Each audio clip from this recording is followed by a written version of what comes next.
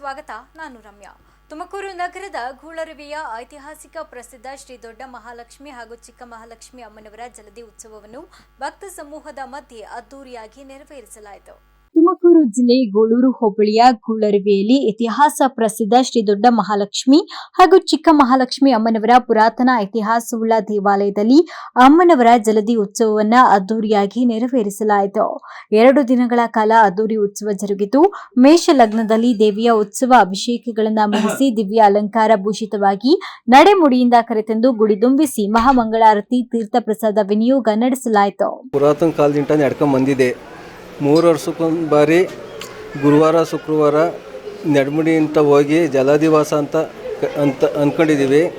ನೈಟೆಲ್ಲ ಮೆರವಣಿಗೆ ಇರುತ್ತೆ. ಬೆಳಗಿನ ಜಾವ ಗಂಗೆ ಪೂಜೆ ಅಭಿಷೇಕ ಮಾಡಿಕೊಂಡು 10 ಗಂಟೆ ಅಲಂಕಾರದಿಂದ ನಡ್ಮುಡಿ ಮೇಲೆ ಬಂದು ಅಮ್ಮನವರನ್ನು 10 ಗಂಟೆಗೆ ಗುಡಿ ತುಂಬಿಸಿ ಎಲ್ಲ ಭಕ್ತರಿಂದ ಎಲ್ಲರಿಗೂ ಅನ್ನ ಸಂತರ್ಪಣೆ ಏರ್ಪಡಿಸಲಾಗಿದೆ.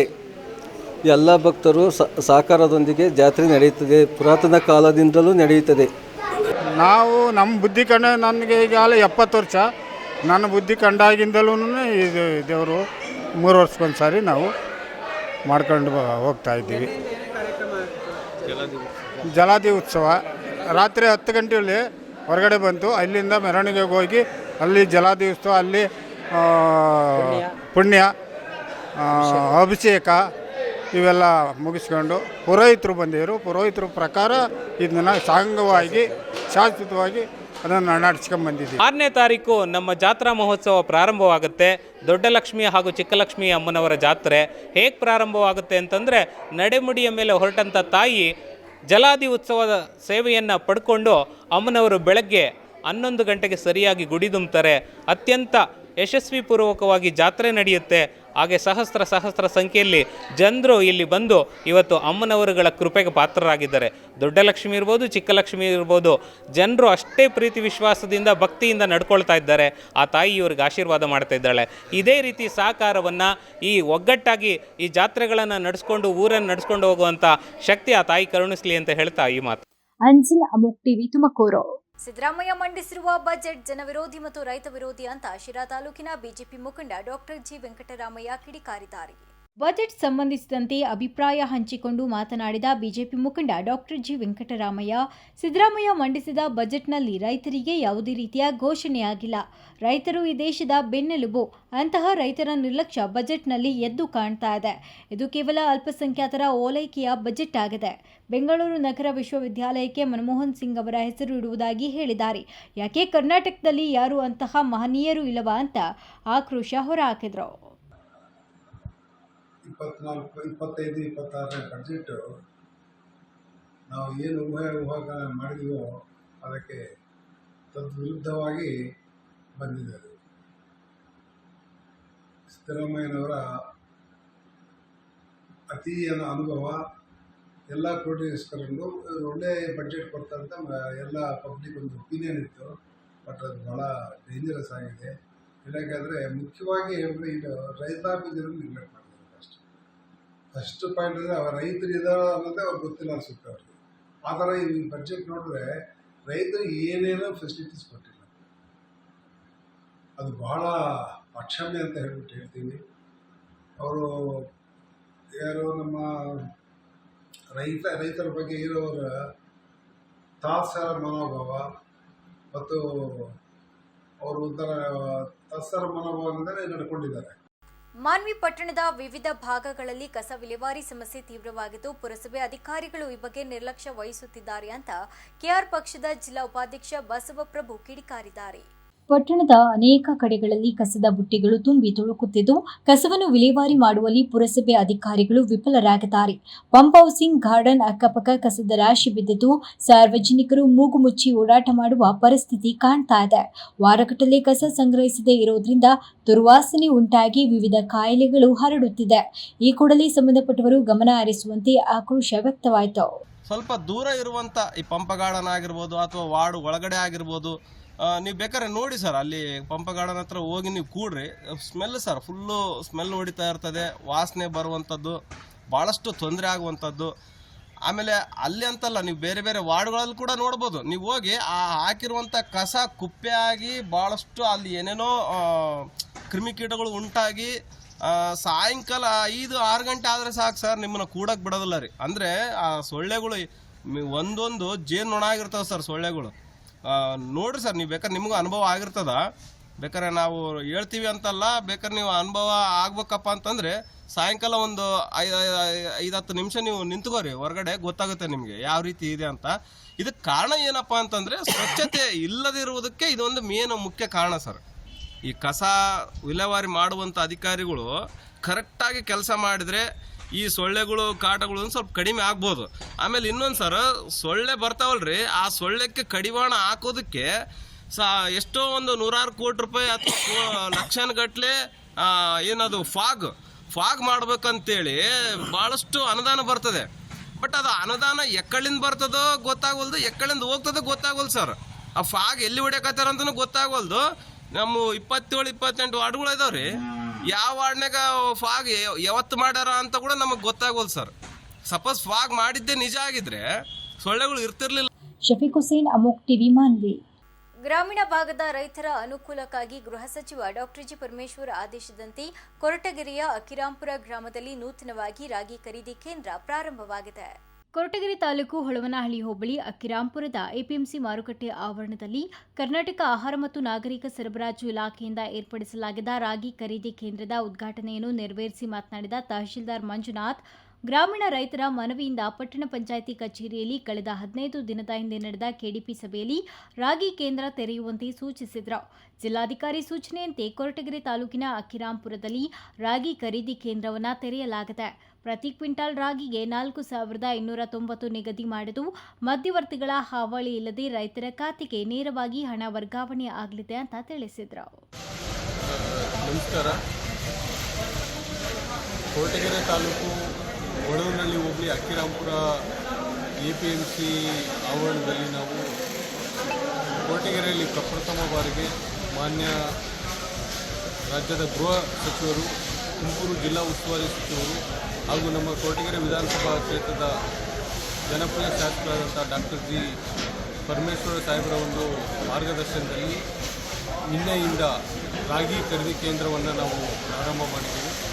ಈ ರಾಗಿ ಖರೀದಿ ಕೇಂದ್ರ ಪ್ರಾರಂಭ ಆಗಿರೋದ್ರಿಂದ ನಮ್ಮ ಸುತ್ತಮುತ್ತಲಿನ ಎಲ್ಲ ರೈತರು ಈ ಹಿಂದೆ ಏನು ತುಮಕೂರಿಗೆ ಮಧುಗಿರಿಗೆ ಹೋಗಿ ಈ FID ಮೂಲಕ ಫ್ರೂಟ್ಸ್ ತಂತ್ರಾಂಶದಲ್ಲಿ ರಿಜಿಸ್ಟ್ರೇಷನ್ ಮಾಡಿಕೊಂಡು ಸರ್ಕಾರಕ್ಕೆ MSP ದರದಲ್ಲಿ ಮಾರಾಟ ಮಾಡ್ತಾಯಿದ್ರು. ಮಾರಾಟ ಮಾಡೋದಕ್ಕೆ ಈ ಹಿಂದೆ ಅಲ್ಲಿ ಹೋಗಿ ಮಾರಾಟ ಮಾಡಿ ಬರ್ತಾಯಿದ್ರು. ಆ ಒಂದು ಸೌಲಭ್ಯವನ್ನು ನಮ್ಮ ಜನಗಳಿಗೆ, ನಮ್ಮ ರೈತರಿಗೆ ತಲುಪಿಸಬೇಕು ಅನ್ನೋ ಉದ್ದೇಶದಿಂದ ನಾವು ಅಕ್ಕಿರಾಂಪುರ APMC ಮೈದಾನದಲ್ಲಿ ನೇರವಾಗಿ ಇಲ್ಲೇ ಖರೀದಿ ಮಾಡೋ ಒಂದು ಸೌಲಭ್ಯವನ್ನು ಒದಗಿಸ್ಕೊಡ್ತಾ ಇದ್ದೀವಿ. ಇದರಿಂದ ರೈತರ ಒಂದು ಸಾರಿಗೆ ವೆಚ್ಚ ಮತ್ತು ಅವರ ಒಂದು ಸಮಯ ಕೂಡ ಸಾಕಷ್ಟು ಉಳಿತಾ ಇದೆ ಅಂತೇಳಿ ನಿನ್ನೆ ಕೂಡ ಸಾಕಷ್ಟು ರೈತರು ಹರ್ಷವನ್ನು ವ್ಯಕ್ತಪಡಿಸಿರ್ತಾರೆ. ಇವತ್ತು ಕೂಡ ರೈತರನ್ನ ಮಾತಾಡಿದಾಗ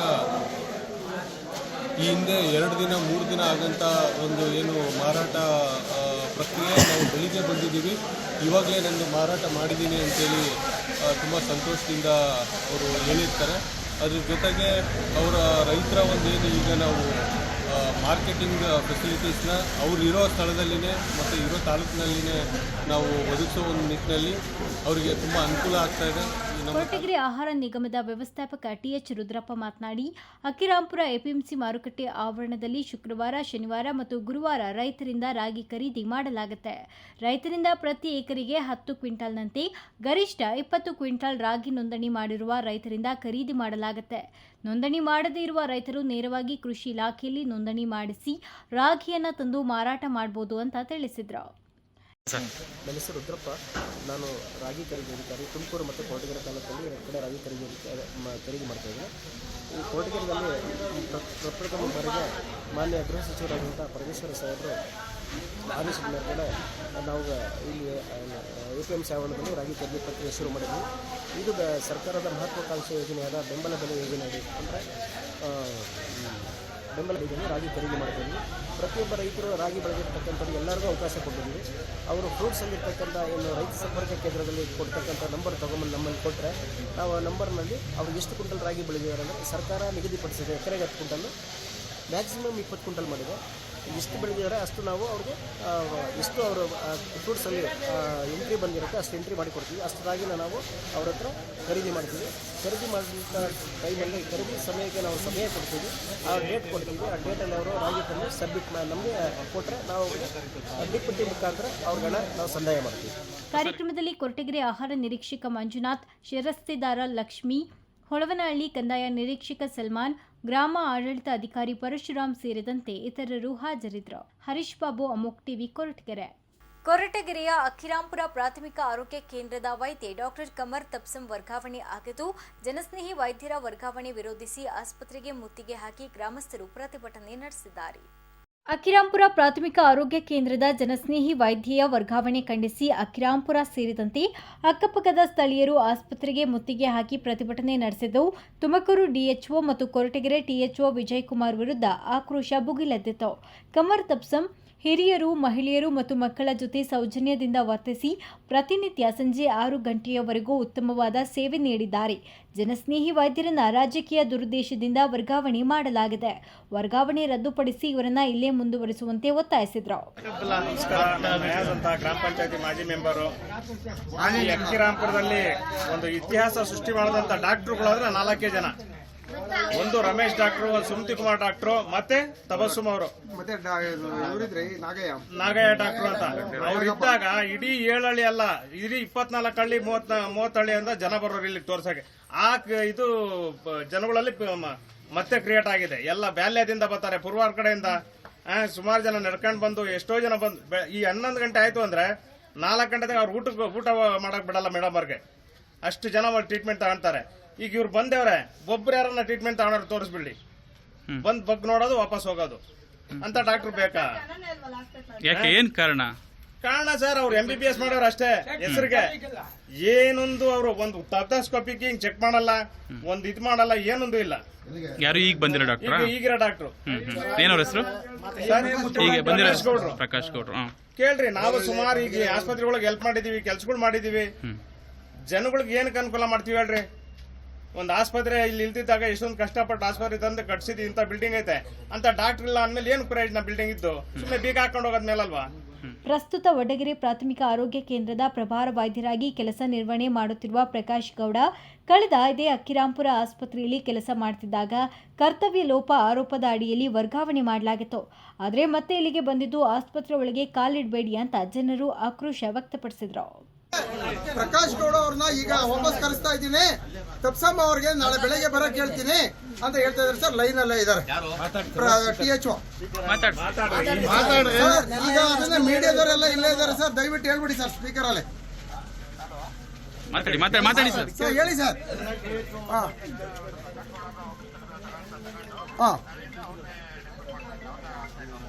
ಓಕೆ ಸರ್, ಥ್ಯಾಂಕ್ ಯು. ನಾನು ಮಾತಾಡ್ತಾ ಇರೋದು ಸರ್, ಜನಗಳು ಕಣ್ಣೊರ್ಸಕ್ ಮಾತ್ರ ದಯವಿಟ್ಟು ಈ ಕೆಲಸ ಮಾಡಕ್ ಹೋಗ್ಬೇಡ್ರಿ. ಕಂಟಿನ್ಯೂಷನ್ ನೋಡಿ ಸರ್, ನಿಮಗೂ ಒಂದು ಮಾನವೀಯತೆ ಅಂತ ಇದ್ರೆ ಆ ಅಮ್ಮ ಏನ್ ಹೆಸರು ಮಾಡೈತೆ, ಜನಗಳಿಗೆ ಎಷ್ಟು ಸರ್ವಿಸ್ ಕೊಡ್ತಾ ಐತೆ ಅನ್ನೋದೊಂದು ಗಮನದಾಗ ಇಟ್ಕೊಂಡು ಅವ್ರನ್ನ ಇರೋ ದಿನ ಕಂಟಿನ್ಯೂ ಮಾಡ್ರಿ ದಯವಿಟ್ಟು. ಅಷ್ಟೆಲ್ಲ ನಿಮ್ ಕೈ ಮುಕ್ಕೊಂಡು ಹೇಳಿದ್ರು ನೀವು ಅಷ್ಟೆಲ್ಲ ಕೈ ಮುಕ್ಕೊಂಡು ಹೇಳೋದಲ್ಲ ಸರ್ ನಿಮ್ಗೆ. ಆಯ್ತು ಸರ್, ನಾಳೆ ಯಥಾಸ್ಥಿತಿ ನಿಮ್ಮ ಆಸ್ಪತ್ರೆಯ ಹಳೆಯ ಡಾಕ್ಟರನ್ನೇ ನೇಮಕ ಮಾಡಲಾಗುವುದು ಅಂತ THO ಫೋನ್ ಮುಖಾಂತರ ಸ್ಥಳೀಯರಿಗೆ ತಿಳಿಸಿದಾಗ ಗ್ರಾಮಸ್ಥರು ಪ್ರತಿಭಟನೆ ಕೈಬಿಟ್ಟ ಪ್ರಸಂಗ ಕಂಡುಬಂತು. ಹರೀಶ್ ಬಾಬು, ಅಮೋಕ್ ಟಿವಿ, ಕೊರಟಗೆರೆ. ರಾಜ್ಯ ಬಜೆಟ್ನಲ್ಲಿ ಕೋಲಾರಕ್ಕೆ ಖಾಸಗಿ ಸಹಭಾಗಿತ್ವದಲ್ಲಿ ಮೆಡಿಕಲ್ ಕಾಲೇಜು ಘೋಷಣೆ ಹಿನ್ನೆಲೆ ಕೋಲಾರದಲ್ಲಿ ಜೆಡಿಎಸ್ ಮುಖಂಡ CMR ಶ್ರೀನಾಥ್ ಹಾಗೂ ಸಾರ್ವಜನಿಕರು ವಾಗ್ದಾಳಿ ನಡೆಸಿದ್ದಾರೆ. ಖಾಸಗಿ ಸಹಭಾಗಿತ್ವದಲ್ಲಿ ಮೆಡಿಕಲ್ ಕಾಲೇಜು ಬಡವರಿಗೆ ಕೈಗೆಟುಕುವ ದರದಲ್ಲಿ ಚಿಕಿತ್ಸೆ ಸಿಗಲ್ಲ. ಸರ್ಕಾರಿ ಮೆಡಿಕಲ್ ಕಾಲೇಜು ಕೋಲಾರ ನಗರಕ್ಕೆ ರಿಂಗ್ ರೋಡ್, APMC ಮಾರುಕಟ್ಟೆ ವಿಸ್ತರಣೆ ಬೇಡಿಕೆ ಈಡೇರಿಲ್ಲ. ಖಾಸಗಿ ಸಹಭಾಗಿತ್ವದಲ್ಲಿ ಮೆಡಿಕಲ್ ಕಾಲೇಜನ್ನು ಘೋಷಿಸಿ ಮೂಗಿಗೆ ತುಪ್ಪ ಸುರಿದಿದ್ದಾರೆ. ಟೊಮ್ಯಾಟೊ, ಮಾವು ಸಂಸ್ಕರಣಾ ಘಟಕ ಆರಂಭಿಸುವ ಬೇಡಿಕೆ ಈಡೇರಿಲ್ಲ ಅಂತ ಅತೃಪ್ತಿ ಹೊರಹಾಕಿದ್ದಾರೆ. ಹರ್ಷವರ್ಧನ್, ಅಮೋಕ್ ಟಿವಿ, ಕೋಲಾರ. ಸರ್ಕಾರಿ ವೈದ್ಯಕೀಯ ಕಾಲೇಜು ಅಂದರೆ ಈಗೇನು ಬೆಳಗಾವಿನಲ್ಲಿ ಸರ್ಕಾರಿ ವೈದ್ಯಕೀಯ ಕಾಲೇಜ್ ಇದೆ, ರಾಜೀವ್ ಗಾಂಧಿ ವಿಶ್ವವಿದ್ಯಾಲಯ ಅಡಿಯಲ್ಲಿ ಬರ್ತಕ್ಕಂಥ ಆ ರೀತಿಯಾದಂಥ ಒಂದು ವ್ಯವಸ್ಥೆಯಲ್ಲಿ ನಾವು ಕೇಳಿದ್ದು. ಜನಕ್ಕೆ ಕಣ್ಣೋರಿಸುವಂಥ ಕೆಲಸ ಮಾಡ್ತಿದ್ದಾರೆ. ಸುಳ್ಳು ಭಾಗ್ಯಗಳ ದೊಡ್ಡ ಕಂತೆನೇ ಕೋಲಾರ ಕೊಡ್ತಾ ಇದ್ದಾರೆ. ಶಾಶ್ವತವಾದಂಥ ಒಂದು ಮಾರುಕಟ್ಟೆ ವ್ಯವಸ್ಥೆ ಬೇಡಿಕೆಯಾಗಿ ಉಳಿದೋಯ್ತು. ಕೊನೆಗೆ ಸಂಸ್ಕರಣಾ ಘಟಕಗಳಂತೂ ಅದು ಪ್ರಸ್ತಾಪನೆ ಇಲ್ಲ. ಅದು ಮುಂದುವರೆದ್ರೆ ಈ ಅಬಕಾರಿ ಇಲಾಖೆಯಿಂದ ಏನು ಅವರಿಗೆ ಟಾರ್ಗೆಟ್ ಇಟ್ಟಿದ್ದಾರೆ ಸರ್ಕಾರ, ಅಬಕಾರಿ ಇಲಾಖೆ ಇಷ್ಟು ಮದ್ಯ ಏನೋ ಅದನ್ನು ಮಾರುಕಟ್ಟೆ ವ್ಯವಸ್ಥೆಯಲ್ಲಿ ಸೇಲ್ ಮಾಡಬೇಕಂತ, ಅದಕ್ಕೆ ಮನಸೋ ಇಚ್ಛೆ ಅದಕ್ಕೆ ಅನುಮತಿಯನ್ನು ನೀಡಿ ಅದ್ರ ಮೂಲಕ ಇಡೀ ರಾಜ್ಯದ ಜನತೆಗೆ ಜೊತೆಗೆ ಜಿಲ್ಲೆಯ ರೈತರ ಜನತೆಯನ್ನು ಸಂಕಷ್ಟದಲ್ಲಿಡ್ತಕ್ಕಂಥ ಕೆಲಸ ಮಾಡ್ತಿದ್ದಾರೆ. ಹಾಗೆ ಶಿಕ್ಷಣಕ್ಕೆ ಸಂಬಂಧಪಟ್ಟಂಗೆ ಯಾವುದೇ ಒಂದು ಸಣ್ಣ ಅನುದಾನ ಕೂಡ ಬಿಡುಗಡೆ ಮಾಡಲಿಲ್ಲ. ಈಗಾಗಲೇ ಖಾಸಗಿ ಶಾಲೆಗೆ ಪೈಪೋಟಿ ನೀಡ್ತಕ್ಕಂಥ ಸರ್ಕಾರಿ ಶಾಲೆಗಳು ತುಂಬ ಅವಶ್ಯಕತೆ ಇದೆ. ಟೊಮೆಟೊ, ಮಾವು ಮತ್ತು ಹಣ್ಣು ತರಕಾರಿ ಸಂಸ್ಕರಣಾ ಘಟಕಗಳು ಬೇಡಿಕೆ ಇಟ್ಟಿದ್ವಿ. ಅದಂತೂ ಅದು ಯಾತಕ್ಕೆ ಆ ರೀತಿ ಮಲತಾಯಿ ಧೋರಣೆ ಮಾಡ್ತಾಯಿದ್ರೆ ಗೊತ್ತಿಲ್ಲ. ಅತಿ ಹೆಚ್ಚು ಹಣ್ಣು ತರಕಾರಿಗಳನ್ನು ಕೋಲಾರ ಜಿಲ್ಲೆಯಲ್ಲಿ ಬೆಳೆದು ಇಡೀ ರಾಜ್ಯ ಮತ್ತು ನೆರೆ ರಾಷ್ಟ್ರಕ್ಕೆ ಸರಬರಾಜು ಮಾಡ್ತಕ್ಕಂಥ ಒಂದು ಅತ್ಯುತ್ತಮವಾದ ಗುಣಮಟ್ಟದ ಮತ್ತು ಹೆಚ್ಚು ವಿಸ್ತೀರ್ಣದಲ್ಲಿ ಬೆಳೀತಕ್ಕಂಥ ಉತ್ಪನ್ನಗಳನ್ನು ಸಂಸ್ಕರಣೆ ಘಟಕಗಳಾದರೂ ಅಥವಾ ಅದನ್ನು ಕೋಲ್ಡ್ ಸ್ಟೋರೇಜನ್ನು ಮಾಡೋದಂತಾಗಲಿ ಅಥವಾ ಗೋದಾಮಲ್ಲಿ ಕಟ್ಟುವಂಥದ್ದಾಗಲಿ ಅದು ಯಾವುದೂ ಮಾಡಲಿಲ್ಲ. ಅದನ್ನು ಸಂಪೂರ್ಣವಾಗಿ ಶೂನ್ಯ. ಗುಬ್ಬಿ ತಾಲೂಕಿನ ಹೊನ್ನಶೆಟ್ಟಿಹಳ್ಳಿ ಗ್ರಾಮದ ಸರ್ಕಾರಿ ಗ್ರಾಮಾಂತರ ಪ್ರೌಢಶಾಲೆಯಲ್ಲಿ ವಿಜೃಂಭಣೆಯ ಶಾಲಾ ವಾರ್ಷಿಕೋತ್ಸವ ಜರುಗಿತು. ಶಾಲಾ ಎಸ್ಟಿಎಂಸಿ ಅಧ್ಯಕ್ಷ ಹರೀಶ್ ಮಾತನಾಡಿ, ಗ್ರಾಮೀಣ ಮಕ್ಕಳನ್ನು ಪ್ರೋತ್ಸಾಹಿಸುವ ನಿಟ್ಟಿನಲ್ಲಿ ಕಾರ್ಯಕ್ರಮವನ್ನು ಆಯೋಜಿಸಲಾಗಿದೆ. ಗ್ರಾಮೀಣ ಭಾಗದ ಮಕ್ಕಳಲ್ಲಿ ವಿಶೇಷ ಕೌಶಲ್ಯಗಳು ಅಡಗಿದೆ. ಪ್ರೌಢಶಾಲೆಯಲ್ಲಿ ಕಳೆದ ವರ್ಷ ಶಿಕ್ಷಕರ ಕೊರತೆಯಿಂದಾಗಿ 100% ಫಲಿತಾಂಶ ಲಭಿಸಿದ್ದು, ಈ ವರ್ಷ ಕ್ಷೇತ್ರ ಶಿಕ್ಷಣಾಧಿಕಾರಿಗಳ ಸಹಾಯದಿಂದಾಗಿ ಯಾವುದೇ ಶಿಕ್ಷಕರ ಸಮಸ್ಯೆ ಇಲ್ಲದಂತಾಗಿದೆ. ಹಾಗಾಗಿ ಈ ವರ್ಷ ಮಕ್ಕಳು ಜಿಲ್ಲೆಯಲ್ಲಿ ಅಧಿಕ ಅಂಕ ಪಡೆಯೋದ್ರಲ್ಲಿ ಯಾವುದೇ ಸಂಶಯವಿಲ್ಲ. ನಮ್ಮ ತಾಲೂಕಿಗೆ ಕೀರ್ತಿ ತರ್ತಾರೆ ಅಂತ ಮಕ್ಕಳನ್ನ ಪ್ರೋತ್ಸಾಹಿಸಿದ್ರು. ಟಿಎಂಸಿ ಅಧ್ಯಕ್ಷ ಆದಂಥ ಹರೀಶ್ ನಾನು ಕಳೆದ ಬಾರಿ ನಮಗೆ ಸರ್ಕಾರದಿಂದ ಯಾವುದೇ ಥರದ ಶಿಕ್ಷಕರ ಕೊರತೆ ಇತ್ತು. ಆ ಇದರಲ್ಲಿ ನಮ್ದು ಇಡೀ ಗುಬ್ಬಿ ತಾಲೂಕಿಗೆ 100% ನಮ್ದು ರಿಸಲ್ಟ್ ಬಂತು SLCಲಿ. ಅದು ಕಂಡಾಗ ನಮ್ಗೆ ಏನು ಮಾಡಿರೋ ಅಂದ್ರೆ ಈ ಶಿಕ್ಷಣ ಇಲಾಖೆಯಿಂದ ನಮಗೆ ಪೂರ್ತಿ ಯಾವುದೇ ಶಿಕ್ಷಕರ ಕೊರತೆ ಇಲ್ದಲೆ ನಮಗೆ ಕೊರತೆ ಇಲ್ದಂಗೆ ನಿಲ್ಲಿಸಿದ್ದಾರೆ. ಈ ವರ್ಷ ನಾವು ಟೀಚರ್ಸ್ಗೆ ನಾವು ಪೂರ್ತಿ ಬಂದು ನಮ್ಮ STMC ಸರ್ಕಾರದಿಂದ ಏನೈತೆ ನಮಗೆ ಪೂರ್ತಿ 100% ರಿಸಲ್ಟ್ ತರಬೇಕು ಅಂತ ಅನ್ಕೊಂಡು ಅವ್ರ ಮೇಲೆ ಒತ್ತಡ ಹಾಕಿ ಅವರು ನಾವು ಎಲ್ಲರೂ ಜೊತೆಲಿ ಸಂಘರ್ಷಣ ಮಾಡ್ಕೊಂಡು ನಾವು ಇದು ಮಾಡ್ತಾ ಇದ್ದೀವಿ. ಹುಡುಗರು 100% ತರಲೇಬೇಕು ಅಂತ ಹುಡುಗರಿಗೆ ಪ್ರೆಸರ್ ಹಾಕಿ ಮಾಡಿಸ್ಲೇಬೇಕು ಅಂತ ನಾನು ಹೇಳಿದ್ದೀನಿ. ಮಾಡಿ ಬರೆದು ಹೊನ್ನಶೆಟ್ಟಿಹಳ್ಳಿ 100% ರಿಸಲ್ಟ್ ಬರಲೇಬೇಕು ಅಂತ ನಾವು ಇದು ಮಾಡಿದಾಗ ಎಲ್ಲರೂ ಟೀಚರ್ಸ್ ಎಲ್ಲರೂ ಸಹಕಾರ ಕೊಟ್ಟಿದ್ದಾರೆ. ಅವರಿಗೆ ನಾನು ಕೃತಜ್ಞತೆ ಸಲ್ಲಿಸ್ತೇನೆ.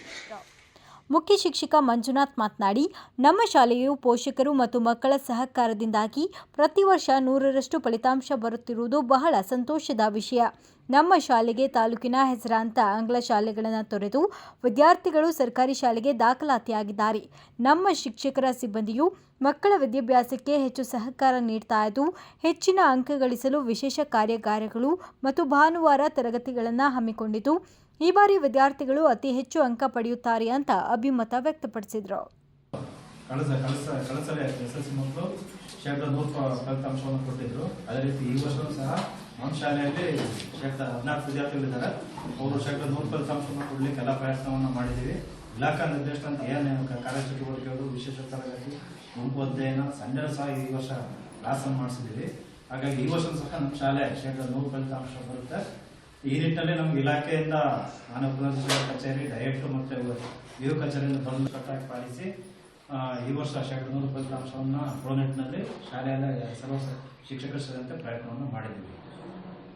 ಈ ಸಂದರ್ಭದಲ್ಲಿ ಶಿಕ್ಷಕರಾದ ಮಲ್ಲಿಕಾರ್ಜುನ್ ಪ್ರಭು, ಶಿವರತ್ನಮ್ಮ, ಇಂದ್ರಾಣಮ್ಮ, ರವೀಶ್, ಪವಿತ್ರ, ಚಂದನ್, ಗ್ರಾಮಸ್ಥರಾದ ಧರ್ಮೇಗೌಡ, ಪಾಂಡುರಂಗ, HP ಚನ್ನಕೇಶವ ಸೇರಿದಂತೆ ಹಾಗೂ ಮಕ್ಕಳು ಹಾಜರಿದ್ದರು. ರಂಗನಾಥ್, ಅಮೋಕ್ ಟಿವಿ, ಗುಬ್ಬಿ. ಕರ್ನಾಟಕದ ರಾಜ್ಯ ಗುತ್ತಿಗೆದಾರರ ಸಂಘದ ನೂತನ ಅಧ್ಯಕ್ಷರಾಗಿ ಅವಿರೋಧವಾಗಿ ಆಯ್ಕೆಯಾದ ಆರ್ ಮಂಜುನಾಥ್ ಅವರನ್ನು ಬೆಂಗಳೂರು ಗ್ರಾಮಾಂತರ ಮತ್ತು ಚಿಕ್ಕಬಳ್ಳಾಪುರ ಜಿಲ್ಲಾ ಗುತ್ತಿಗೆದಾರರ ಸಂಘದ ವತಿಯಿಂದ ದೇವನಹಳ್ಳಿ ಪಟ್ಟಣದ ಪ್ರವಾಸಿ ಮಂದಿರದಲ್ಲಿ ಅಭಿನಂದಿಸಲಾಯಿತು.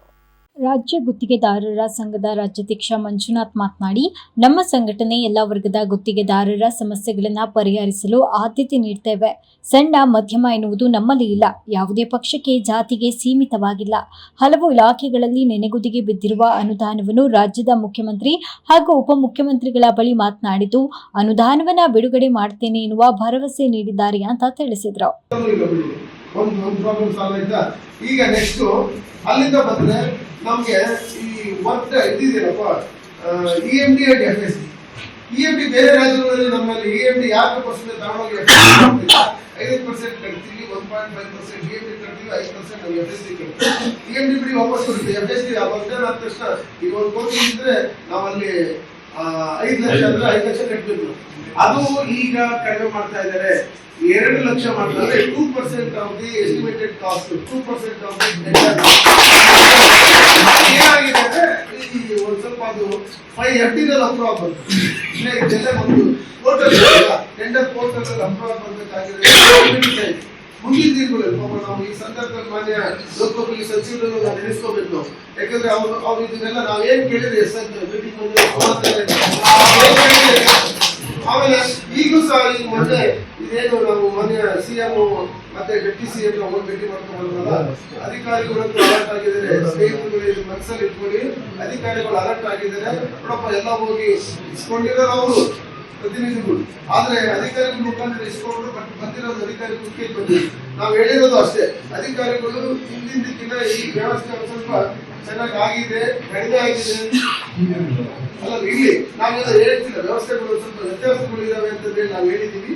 ಸೊ ವ್ಯವಸ್ಥೆಗಳು ವ್ಯತ್ಯಾಸಗಳು ಇರೋದ್ರಿಂದ ನಾವು ಅದನ್ನ ಗಮನಕ್ಕೆ ತಂದಿದ್ದೀವಿ. ಮಾನ್ಯ ಮುಖ್ಯಮಂತ್ರಿಗಳು ಮತ್ತೆ ಮುಖ್ಯಮಂತ್ರಿಗಳು ಗಮನಕ್ಕೆ ತಂದಿದ್ದೀವಿ. ಅದನ್ನ ಹೇಳಿದ್ದಾರೆ.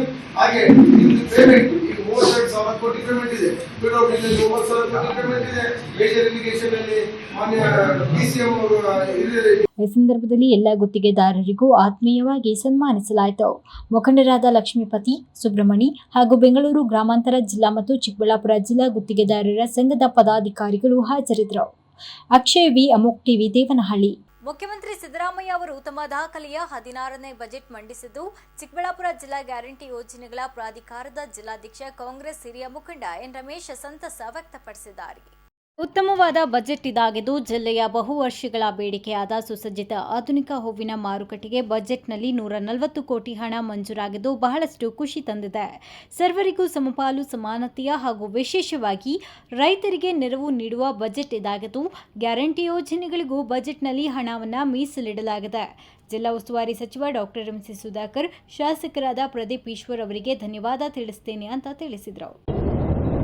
ಇವತ್ತು ಸಿದ್ದರಾಮಣ್ಣವರು ರಾಜ್ಯದ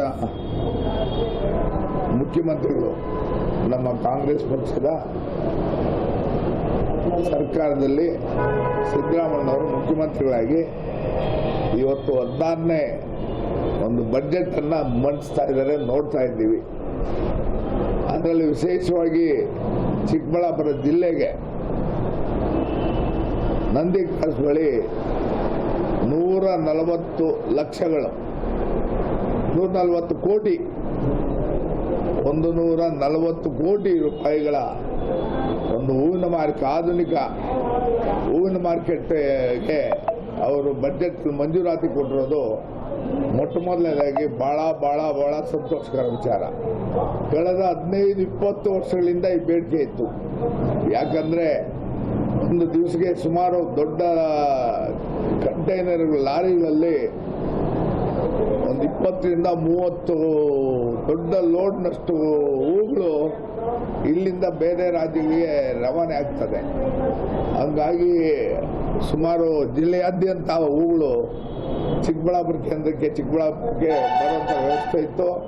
20 ವರ್ಷಗಳಿಂದ ಬೇಡಿಕೆ ಇತ್ತು. ಎನ್ ಸತೀಶ್, ಅಮೋಕ್ ಟಿವಿ, ಚಿಕ್ಕಬಳ್ಳಾಪುರ. ಅದೆಷ್ಟು ಇವರೆಗಿನ ಸುದ್ದಿಗಳು. ಮತ್ತಷ್ಟು ಸುದ್ದಿಗಾಗಿ ನೋಡ್ತಾ ಇರಿ ಅಮೋಕ್ ಟಿವಿ, ಎಂದೆಂದಿಗೂ ನಿಮ್ಮೊಂದಿಗೆ.